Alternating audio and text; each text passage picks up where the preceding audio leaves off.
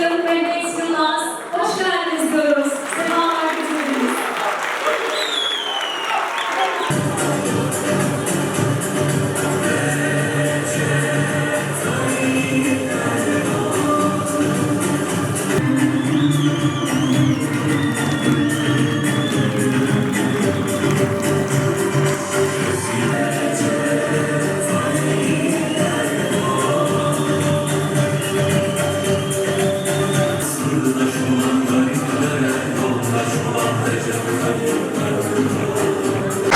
Eğitime destek olmak amacıyla köy okullarımıza kitap dağıtımı yapıyoruz. İnsanlık tarihi, insanlık bir küresel adaletsizlikle karşı karşıya. Dünyada adaletsizlik, dünyada çifte standart, dünyada zulüm almış başını gitmiş durumda.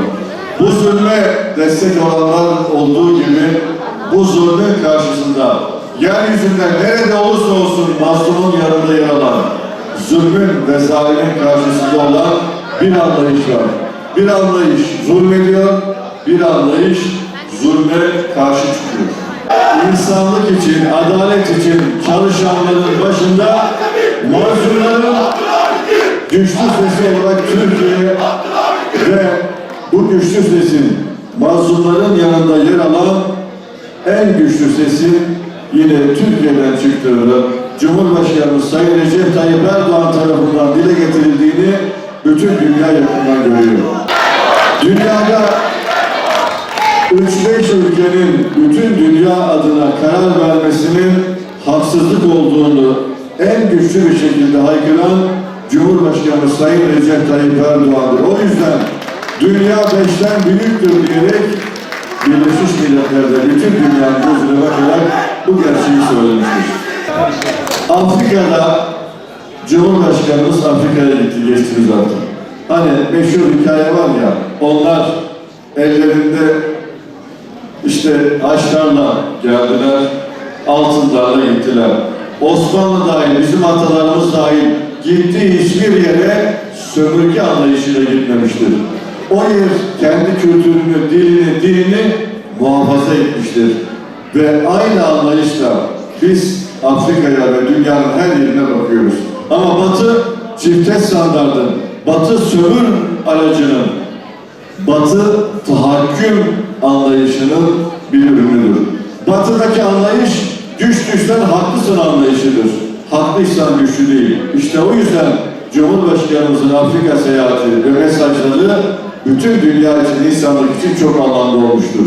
Değerli kardeşlerim, işte dünyanın neresinde bir mazlum varsa yönünü, bakışını Türkiye'ye çevirmiştir.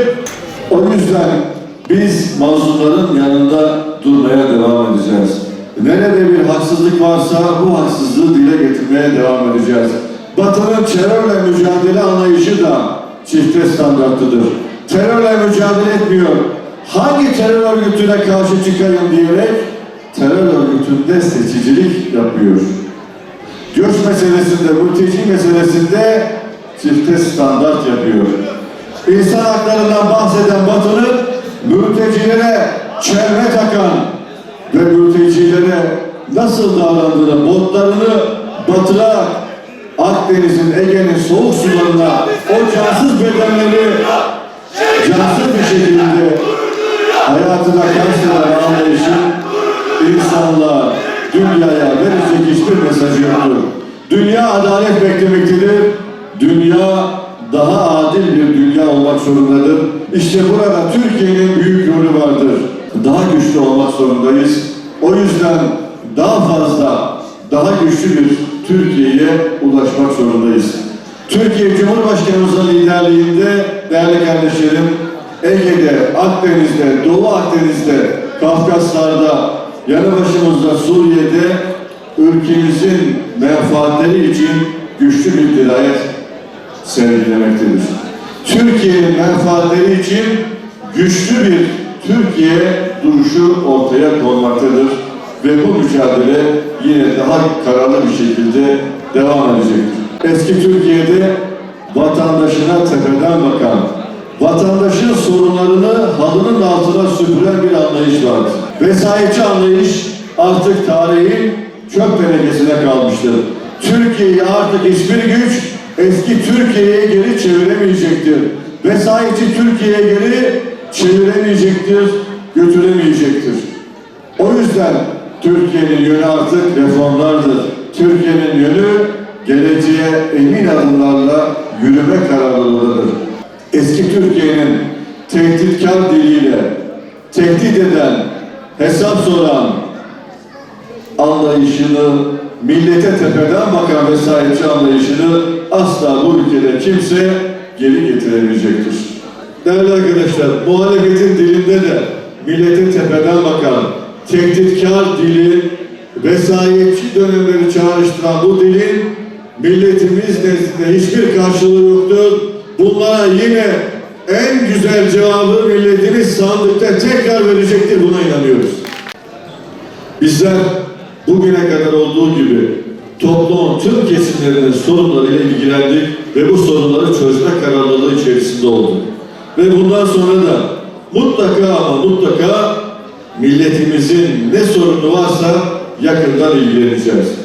Milletimizin sorunlarına gözümüzü kapama lüksümüz yok.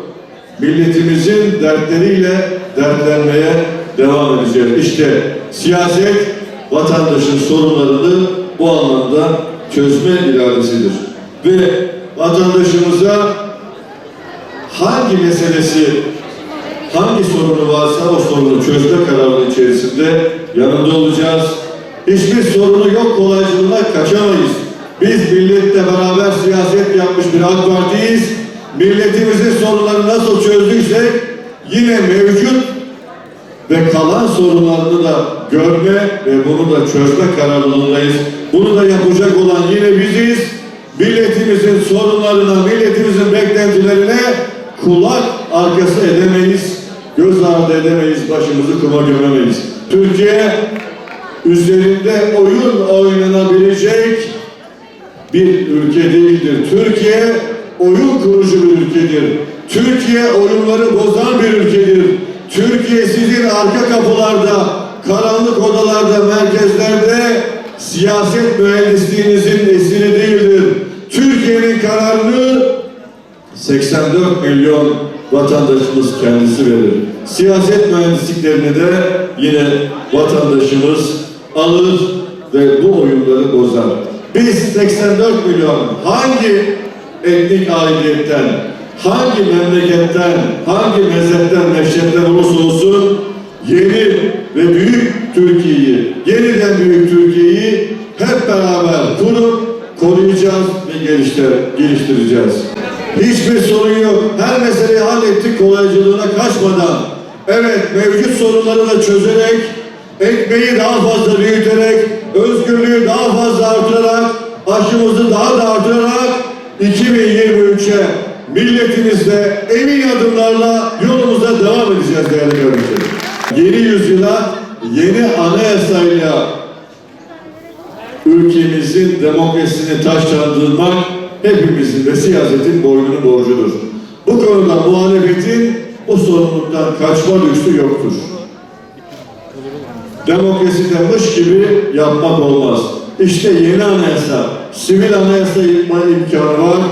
Tüm muhalefet partilerinin bu anlamda yeni anayasayı yapma sorumluluğuna kaçmadan masada milletimizin beklediği yeni anayasayı yapma sorumluluğunu buradan bir kez daha hatırlatıyorum.